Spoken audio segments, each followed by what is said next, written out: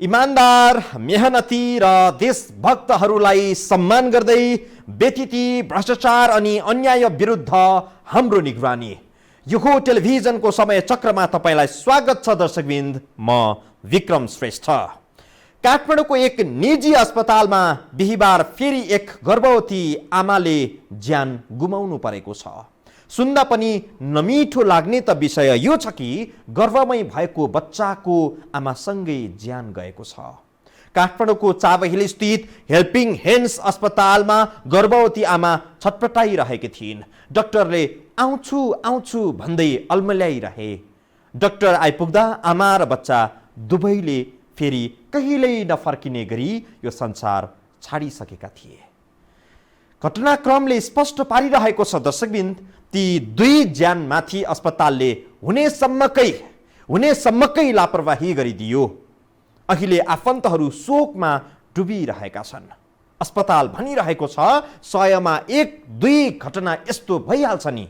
कुन ठुलो कुरा हो र?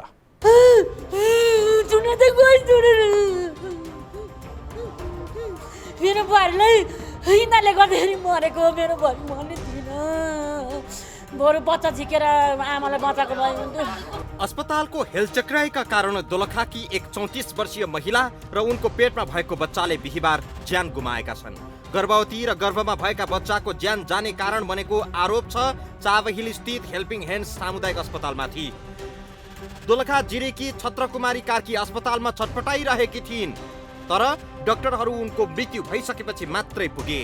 सामान्य अवस्थामा बुधबार अस्पताल पुगेकी छत्रकुमारीको प्रसुतिको समय यही अस्पतालका चिकित्सकहरूले वैशाख 16 गतेका लागि तोकिदिएका थिए। यही अस्पतालमा छत्रकुमारी फलोअप गराइरहेकी थिइन्। उनको पेटको बच्चा आमाको स्वास्थ्यका बारेमा नियमित परीक्षण गर्ने काम अस्पतालका चिकित्सकहरूले गरिरहेका थिए। तोकिएको समयमा बच्चा नजन्मेपछि उनी बुधबार अस्पताल पुगिन्। त्यसपछि छत्रकुमारीलाई भर्ना गरेर राखियो, तर बिहीबार बिहानै एकाएक छत्रकुमारीको ज्यान गयो। के कारणले ज्यान गयो कसैलाई थाहा छैन। अस्पतालले आँखामा पट्टी बाँधे झै गरी बसेको छ। मृत्युको कारण अस्पताललाई थाहा छैन। सुरक्षित प्रसुतिका लागि गर्भवतीलाई अस्पताल लैजाने गरिन्छ, तर नाफा र पैसामा र्याल चुहाउने निजी अस्पतालहरूले बिरामीको मृत्यु भइसक्दा पनि कारण थाहा पाउँदैनन्। यसपटक पनि यस्तै भएको छ। मृतकका आफन्तले अस्पतालको लापरवाहीका कारण छत्रकुमारीको ज्यान गएको दावी गरेका छन्। मेरो बिमारीको अकालमा ज्यान गयो। किन गयो भन्दाखेरि डाक्टर साथमा नभएर। हिजो 12 बजे ल्याएको, आज 12 बजे 24 घन्टा भयो नि त, होइन?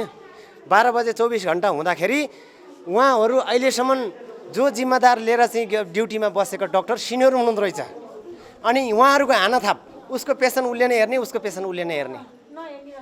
12 बजे एउटा कुरो के भन्छु भन्दाखेरि कि त हस्पिटल खोलाउनै भन, खोलाइसकेपछि हामीले उपचार टाइममा पाउनु पर्यो। उहाँले भन्नुभयो, के भन्नुभयो, कालो कालो रगत आएको छ, बलट आइरहेछ, नानीको टाउको माथि नै छ, अनि न त्यो बलट पो जामेको जस्तो हो कि अब तपाईँहरूको डाक्टर बोलाउनु आफ्नो केसको हुँदो रहेछ, हामीलाई के थाहा, हामी अन्धलाई भनेर भन्नुभयो। भनिसकेपछि ठिकै छ भने हामी बस्यौँ। अनि बमिट वक गरेपछि म ओल्लोपट्टि हामी दुईजना दिदी पनि बसेको थियौँ।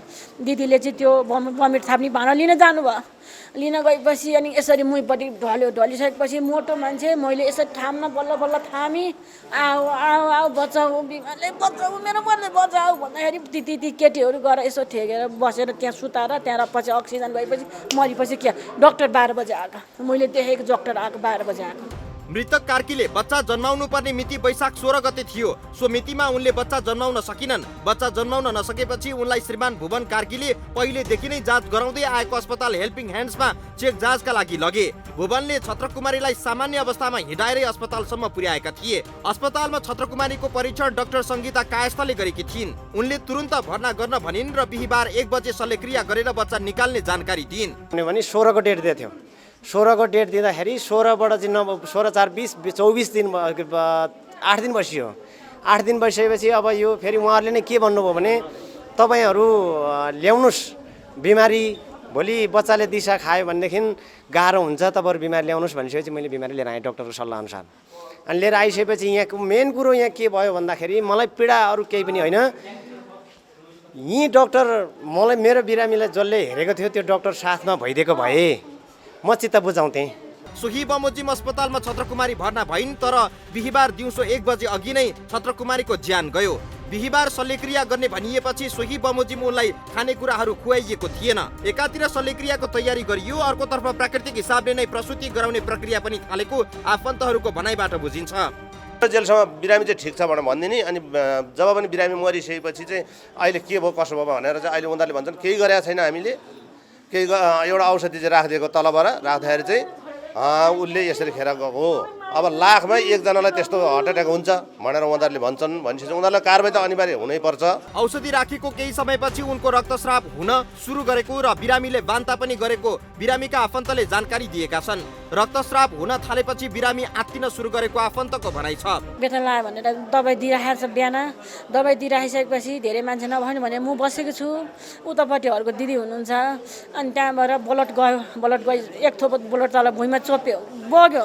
गइसकेपछि त्यो मिथिला शर्मा डाक्टरले हात हालेर हेर्नुभयो, म चिन्छु, म एक गरेर मेरो आँखा फुटेको छैनन्। बिरामी आत्तिएपछि आफन्तले हार गुहार गरे, तर त्यति बेला अस्पतालमा उनलाई हेर्ने चिकित्सक कायस्थ थिएनन्। उनी भन्दा वरिष्ठ स्त्री रोग विशेषज्ञ चिकित्सक मिथिला शर्मा पनि अस्पतालमै भएको, तर उनले बिरामीलाई हेर्न आनाकानी गरेको आफन्तले आरोप लगाएका छन्। डाक्टर हेर्नुपर्ने सङ्गीता कायस्थ, उहाँले हेर्नुपर्ने मेरो बिमारी, उहाँ हेरेको छैन। उसले 24 घन्टा ऊभन्दा सिनियर अनि उहाँले के भन्नुभयो भने यो त अपरेसन गर्ने भाइ अपरेसन गर्नुपर्छ, नभएको भने तपाईँको सल्लाह के छ? हामी त चुप लाएर यहाँ बेडमा मात्रै बसिरहेछौँ भनेर भन्दाखेरि डाक्टर आउँदै हुनुहुन्छ भनेको मतलब उहाँ सिनियर भयो नि त्यो पेसेन्ट त उहाँले नहेर्ने रहेछ नि त। यसको मतलब के हो त? अस्पतालमै रहेकी चिकित्सक शर्माले बिहानै मृत कार्कीको यौनाङ्गमा हात हालेर हेरेकी थिइन् र बिरामीको अवस्था सामान्य रहेको जानकारी आफन्तलाई दिएकी रहेछिन्। तर पछि गर्भवतीको स्वास्थ्य नाजुक बन्दै गएपछि भने उनलाई उपचार नगरी कायस्थले नै हेर्ने भन्दै पन्छिएको बिरामीका आफन्तको आरोप छ। मृतक कार्कीको स्वास्थ्य जटिल हुँदै गएपछि सुरुदेखि नै उनको उपचारमा संलग्न चिकित्सक सङ्गीता कायस्थलाई बिरामीका आफन्तले नै खबर गरे, तर उनले बाटोमै भएको जानकारी दिइन्। जब कायस्थ अस्पताल पुगिन् त्यतिन्जेल बिरामीको मृत्यु भइसकेको थियो। उनीहरूले त्यहाँदेखि फोन गरेर छिटो आयो बिमारी जस्तो भनेर त्यहाँ बाहिर बस्नेले पो फोन गरेपछि पो डक्टर यहाँ आएको, मेरो आँखाले देखेको छ, मेरो हात खुट्टा बाँध्दैन होला, मुख त बाँध्दैन होला नि त, बाँध्छ नि त। अनि त्यहाँबाट पछि आइसकेछ, मरि त्यो गइसकेको मान्छे त्यतिखेर मेरो काखमा गएको, दारा गरेर किटेर मैले यसरी औँलाई हालेर निकाल्न खोजेको, त्यतिखेर सकिएको। डाक्टरको कारणले गर्दाखेरि मेरो मान्छेको ज्यान गयो। दुईटा डाक्टर मध्येमा कुन दोषी हुन्, यिनलाई कारबाही हुनुपर्छ। बिरामीका आफन्तले चिकित्सक र अस्पतालकै लापरवाहीले गर्भवती र पेटमा रहेको बच्चाको ज्यान गएको भन्दै दोषीलाई कारबाही नगरेसम्म लास नबुझ्ने अडान लिएका छन्। अस्पतालले भने बिरामीको उपचारमा आफ्नो कुनै कमी कमजोरी नभएको दाबी गरेको छ। 1 लाख यस्ता बिरामी मध्ये एकजनामा यस्तो समस्या हुने भएका कारण गर्भवती कार्की र बच्चाको ज्यान गएको अस्पताल प्रशासनको भनाइ छ। निजी अस्पतालहरूमा उपचार त दोस्रो प्राथमिकताको मामिला बनेको छ। दर्शकवृन्द, अधिकांश निजी अस्पतालको पहिलो प्राथमिकता हो व्यापार अर्थात् पैसा। पैसाका लागि निजी अस्पतालहरू सबैभन्दा बढी ध्यान दिन्छन्। जे गर्दा पैसा आउँछ उनीहरू त्यही गर्न तयार हुन्छन्। लापरवाहीको हद यस अघि नै पार गरिसकेका छन् निजी अस्पतालहरूले। सङ्कटको घडीमा जिम्मेवारीबाट पन्छिने, अनुकूल समयमा नोट गन्न र बिरामीको गोजी रित्याउने, बल्छी थापेर बस्ने शिकारी जस्ता भएका छन् निजी अस्पतालहरू। पीडाले छटपटाइरहेको बिरामीमा निजी अस्पतालका सञ्चालकहरू हजारका नोट झललल्ल बलेको देख्छन्। समस्या यही हो। थप प्रसङ्ग सहित आउँछौँ दर्शकवृन्द ब्रेकपछि।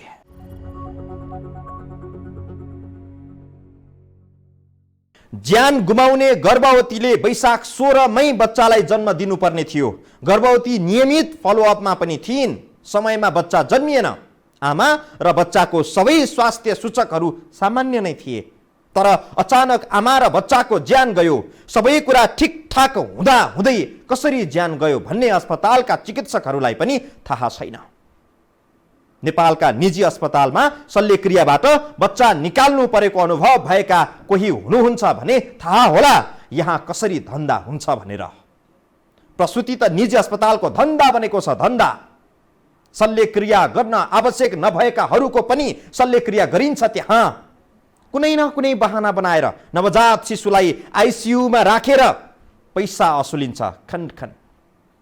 यो देशमा मेडिकल काउन्सिल नामक कुनै संस्था छ भने अध्ययन गरोस्, यो लुटको साम्राज्य अन्त्य गरिदियोस्। अस्पतालमा भर्ना भएकी गर्भवती र बच्चाको ज्यान गएको विषयमा अस्पताल र चिकित्सकले भने आफ्नो कमजोरी नभएको दावी गरेका छन्। उपचारमा कुनै लापरवाही नभएको दावी गर्ने अस्पतालले छत्रकुमारी बच्चा जन्माउन सामान्य अवस्थामै आएको स्वीकार गरेको छ। बच्चा पेटमा बसेको 40 हप्तामा बच्चा जन्मनु पर्नेमा सो मितिमा बच्चा नजन्मिएपछि शल्यक्रिया गरेर बच्चा झिक्ने तयारी भइरहेको बेला अचानक गर्भवती महिलाको ज्यान गएको अस्पतालको भनाइ छ। लगभग इलेक्टिभ प्लान अनुसार चाहिँ नि आज दिउँसो अहिले डाक्टर सबै युज गर्ने डाक्टर साहबहरू एनास्थेटिस्टहरू सबजना आइसक्नु भएको छ र यो अहिले प्लान गरिएको थियो।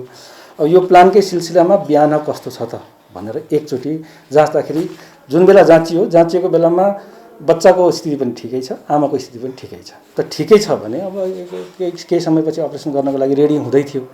तर अल अफ अ सडन त्यो जाँचेको करिब आधी घन्टा पनि भएन होला, आधी घन्टाको ड्युरेसन पछाडि चाहिँ बिरामीको अकस्मात मृत्यु भयो। अस्पतालमा छत्रकुमारीको नियमित परीक्षण डाक्टर सङ्गीता कायस्थले गरेकी थिइन्। बच्चा जन्मनु पर्ने समयमा नजन्मेपछि एकातिर शल्यक्रिया गर्ने तयारीमा अस्पताल लागेको देखिन्छ, अर्कोतिर डाक्टर कायस्थको कुरा सुन्दा प्राकृतिक रूपमै बच्चा जन्माउने प्रक्रिया पनि सुरु गरिएको थियो। डाक्टर कायस्थले छत्रकुमारीको यौनाङ्गमा बेथा लगाउने चक्की राखिदिएर आफू चाहिँ घर गएकी थिइन्। आफै बेथा लाग्छ भनेर बसिरहनु भएको थियो। उहाँ बेथा लागेन। अब 1 हप्ता कटेपछि आमालाई भन्दा पनि बच्चालाई गाह्रो हुन्छ भनेर मैले हिजो भन्न गरेको थिएँ। अनि बेथा लगाउने औषधि सानो एउटा पनि दिएको थिएँ बिहान। अनि अलिअलि बेथा पनि लगाइसकेको थियो। अनि यहाँ डाक्टर साहब हुनुहुन्थ्यो, त्यही भएर उहाँलाई चाहिँ मैले हेरिदियो भनेको थिएँ। हेर्दाखेरि मलाई फोन पनि गर्नुभयो, ठिकै हुनुहुन्छ, टाउको माथि नै छ, पाउला जस्तो छैन, तर हामी डिसाइड गरौँ सल्लाह गरेर भनेर भन्नुभएको थियो। कायस्थ घर गएपछि अस्पतालमा रहेकी अर्की वरिष्ठ स्त्री रोग विशेषज्ञ मिथिला शर्माले बिहिबार बिहान उनको स्वास्थ्य जाँच गरिन्। पाठीघरमा हात हालेर पनि हेरिन्। त्यति बेला अवस्था सामान्य भएको चिकित्सक शर्माको भनाइ छ। होइन, यो घटना कसरी भयो भन्न त अब गाह्रो छ होइन। अब हामीलाई किनभनेदेखि पेसेन्ट डाक्टर साहबले मलाई फोन गर्नु पेसेन्ट हेर्ने भनेर, अनि मैले पेसेन्ट हेर्ने। त्यो बेलामा पेसेन्टको कन्डिसन सबै राम्रो छ, बच्चाको धड्कन पनि ठिक छ, तलबाट पन्जा लगाएर पनि हेरेँ। हेर्दाखेरि अलि टाउको माथि भएको हुनाले अनि मैले डाक्टर साहबलाई फोन पनि गरेँ, डाक्टर साहब यस्तो छ, आउन त गाह्रै जस्तो छ, अब सल्लाह गरेर अपरेसन गर्नु पर्ला जस्तो छ, अनि पेसेन्टको मान्छेलाई चाहिँ खाना अब नदिनुहोस् भनेर भने। गर्भवती र पेटमा रहेको बच्चाको स्वास्थ्य अवस्था सामान्य भएको जानकारी उनले पहिलेदेखि नै कार्कीको उपचारमा संलग्न चिकित्सक सङ्गीता कायस्थलाई पनि गराएकी थिइन्। सबै कुरा ठिकठाक हुँदाहुँदै 30 सेकेन्डभित्र सबै अवस्था बिग्रेर छत्रकुमारीको ज्यान गएको दावी अस्पतालका निर्देशकले गरेका छन्। तर अवस्था त्यस्तो देखिन्न। छत्रकुमारीको परीक्षण गरेर डाक्टर सङ्गीता कायस्थ घर गए लगत्तै उनको स्वास्थ्यमा समस्या आउन थालेको थियो। बान्ता हुने, रक्तस्राव हुने समस्या सुरु भएपछि कार्कीको अवस्था जटिल बन्दै गएको थियो। तर चिकित्सकहरूले आधा मिनेटभित्र स्वस्थ कार्की गम्भीर बिरामी भएको र तुरुन्तै ज्यान गएको दावी गरेका छन्। यस्तो घटना मेरो लाइफमा एकचोटि मैले जनकपुरमा देखेको थियो। त्यहाँ आफू उभिँदैदेखि मैले केही गर्न सकिएन होइन त्यो बेलामा। यसपालि अनि आजै भन्नु पर्यो। एकछिन अघिसम्म सबै कुरा सामान्य रहेको गर्भवतीको ज्यान आधा मिनेटमै कसरी गयो? प्रश्न गम्भीर र जटिल बनेको छ। अस्पताल र कार्कीको उपचारमा संलग्न चिकित्सकले भने लाखमा 1 जनामा यस्तो समस्या आउने गरेको बताउँछन्। पाठीघरमा भएको पानी नसामा गएर बिरामीको ज्यान गएको हुन सक्ने चिकित्सकको भनाइ छ। यो चाहिँ पाठीघरभित्र पानी हुन्छ नि त, एम्नियोटिक फ्लुइड भन्छ, त्यो धेरै जसो नसामा गएपछि त्यस्तो हुन्छ। यो जुन इन्स्ट्यान्ट डेथ भयो नि त, उहाँले उल्टी गरेर आधा सेकेन्डमै बित्यो नि त बिरामी, आधा मिनटमा बित्यो। त्यो चाहिँ एम्नियोटिक फ्लुइड एम्बोलिजम हो कि त कार्डिक एरेस्ट हो। त्यसमा चाहिँ अब सडनली हुन्छ, त्यो 1 लाखमा 1 जनाको हुने। त्यो एक चिकित्सकले चक्की राखेर घर जाने, अर्को चिकित्सक आएर शल्यक्रियाको तयारी गर्ने, अर्को चिकित्सकले हात हालेर पाठेघर परीक्षण गर्ने कामहरू यस बीचमा भएका छन्। यही क्रममा अचानक गर्भवतीको ज्यान गएको बताइएको छ। गर्भवतीको ज्यान जानुको कारण अज्ञात छ। चिकित्सकहरूले ज्यान गएको सम्भावित कारणहरू अनुमान मात्रै गरेका छन्। 1 लाखमा 1 जनाको ज्यान जान्छ भनेर अस्पताल जिम्मेवारबाट पन्छिएको छ। तर 1 लाखमा 1 जनाको ज्यान जान्छ भन्दैमा छत्रकुमारीका पति भुवन कार्कीको मन शान्त होला, उनको चित्त बुझ्ला।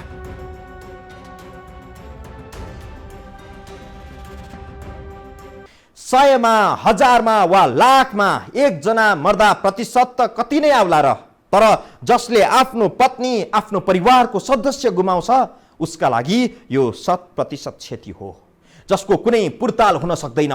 यो वा त्यो बहाना गरेर आफ्नो कमजोरी ढाकछोप गर्ने सबै कुरा ठिकठाकै थियो तर बिरामीको आफै मृत्यु भयो भनेर निजी अस्पतालहरू उम्किने गर्छन्।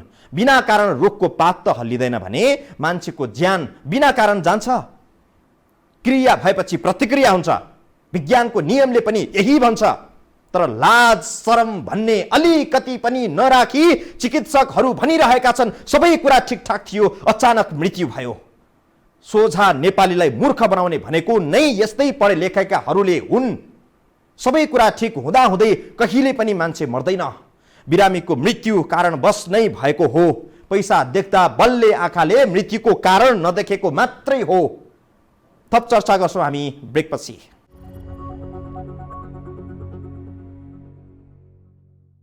नेपालका निजी अस्पतालहरूमा लापरवाहीका कारण बिरामी नमरेको कुनै महिना, कुनै हप्ता छैन। ठिकठाक अवस्थामा अस्पताल गएका मानिसहरू सबको रूपमा फर्केका कैयन उदाहरणहरू छन्। हेल्पिङ हेन्ड्सकै छेउको ओम अस्पतालले केही महिना अघि धादिङकी अनिता गुरुङको उपचारमा लापरवाही गर्दा बिरामीको ज्यानै गयो। मृतकका आफन्तलाई क्षतिपूर्ति दिएर ओम अस्पतालले विवाद सल्टाएको थियो। निदान अस्पताल त मृगौला तस्करीमै मुचियो। त्रिपुरेश्वरको ब्लू क्रसले त ठिकठाक अवस्थामा पुगेका 54 वर्षका शेरबहादुर खत्रीलाई तब मात्रै मुक्त गर्यो जब उनको ज्यान गइसकेको थियो।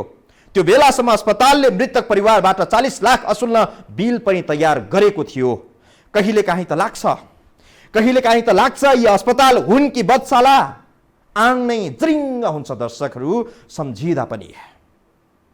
हाम्रो देशको स्वास्थ्य यो हदसम्म पुग्दा पनि किन कोही चुइक्क बोल्दैनन्? उपचारमा लापरवाही भएर बिरामीको मृत्यु भएको आरोपबाट अधिकांश निजी अस्पताल मुक्त छैनन्। अधिकांश यस्ता आरोपहरू अलिखित लेनदेनमा मिल्दै आएका छन्।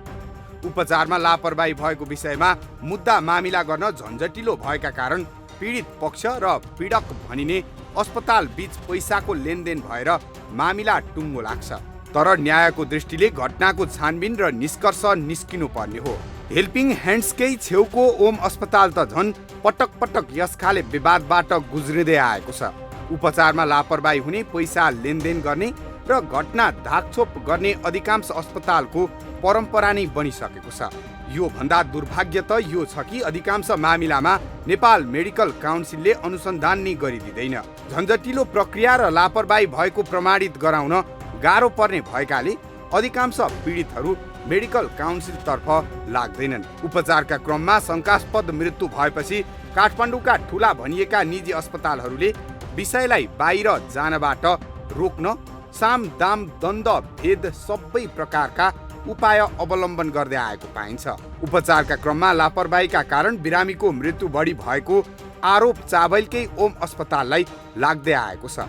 ओम अस्पतालले 73 साउनमा नन्दकुमारी लामिछाने, 73 असोजमा टङ्क कुमारी नेउपाने, 70 माघमा शोभा थेबे, 74 भदौमा कमला भट्टराई, 73 वैशाखमा गर्भवती सावित्री श्रेष्ठले ज्यान गुमाएकी थिइन्। यी अधिकांश घटनामा पैसाको लेनदेन गरेर अस्पतालले घटना दबाएको थियो। उपचारका क्रममा लापरवाही भएको स्वीकार गरेर क्षतिपूर्ति दिने ओम अस्पताल मात्र होइन, देशभरि नै धेरैवटा निजी अस्पताल, शिक्षण अस्पतालहरूले क्षतिपूर्ति दिँदै आएका छन्।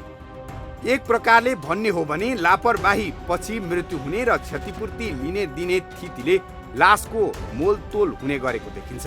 असामयिक निधनमा कानुन बमोजिम क्षतिपूर्ति पाउने भराउने बिमा दाबी गर्ने विषयहरू स्वाभाविक हुन जान्छन्, तर पीडक र अस्पताल बीचको मोल तोलबाट अधिकांश घटनामा क्षतिपूर्ति निर्धारण हुँदै आएको छ।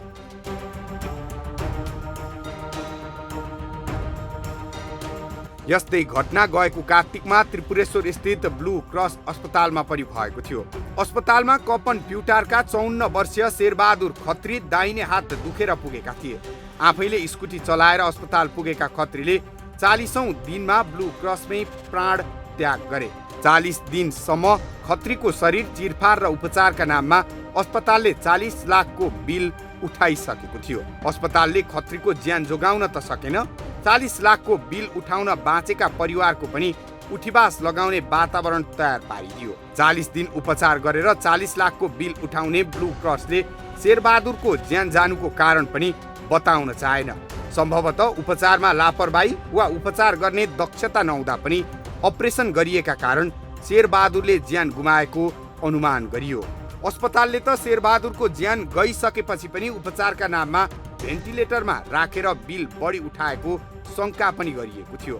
दिनकै 1 लाख रुपियाँका दरले बिल उठाउँदै 40 लाख बिरामीका आफन्तबाट असुल्न मुख मिथ्याएर बसेको ब्लू क्रसले त्यो पैसा भने पाएन। शेरबहादुरको ज्यान गएपछि मृतकका आफन्तले आन्दोलन नै गरे, जसका कारण ब्लू क्रसले पैसा असुल्न पाएन। खत्री परिवार थोरै भए पनि ब्लू क्रसको शोषणबाट जोगियो।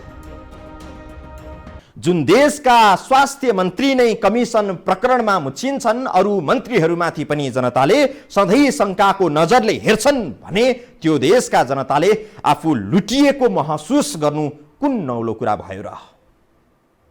अस्पतालका नाममा, उपचारका नाममा भइरहेको खुलेआम धन्दामाथि कहिले कसले अंकुश लगाउला? सेवाको नाममा मच्छली बजारको जस्तो व्यापार अति भएन र? यो सोच्ने बेला आएन र? समय चक्रको आजको प्रस्तुति सकियो। बिदा दिनुहोस्। नमस्कार।